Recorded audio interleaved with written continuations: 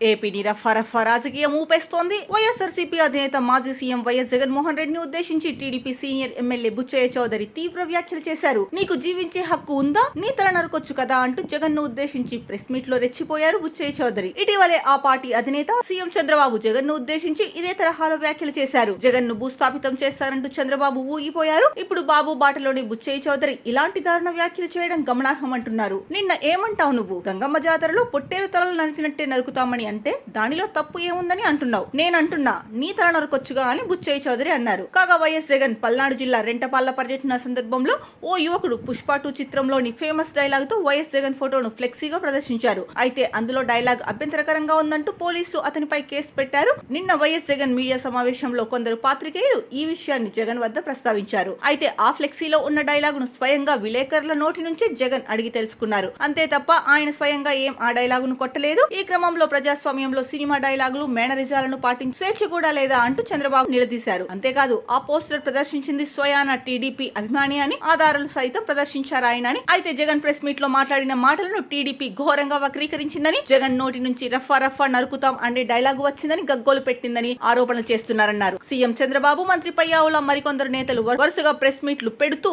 నరుకుడు డైలాగ్ కొట్టారంటూ జగన్ ను తీవ్రంగా తప్పుపట్టారు. మరోవైపు ఐటీడీపీ అండ్కో తమ ఎడిటింగ్ లకు పని చెప్పి సోషల్ మీడియాలను జగన్ అనని ఆ డైలాగ్ ను ఆపాదిస్తూ విష ప్రచారాన్ని ఉధృతం చేస్తున్నారని వైసీపీ ప్రముఖ నేతలు చెబుతున్నారు. కావాలంటే వైఎస్ జగన్ ప్రెస్ మీట్ లో ఏం మాట్లాడారో అది లైవ్ ఇప్పటికీ అలాగే ఉంది. కావాలంటే దాన్ని ఎవరైనా చూసుకోవచ్చు. దాంట్లో ఎవరు ఏ డైలాగులు కొట్టారో ప్రజలందరికీ ఇట్టే అర్థమైపోతుంది. ఎందుకు టీడీపీ తప్పుడు ప్రచారం చేస్తోందని ఆవేదన వ్యక్తం చేశారు.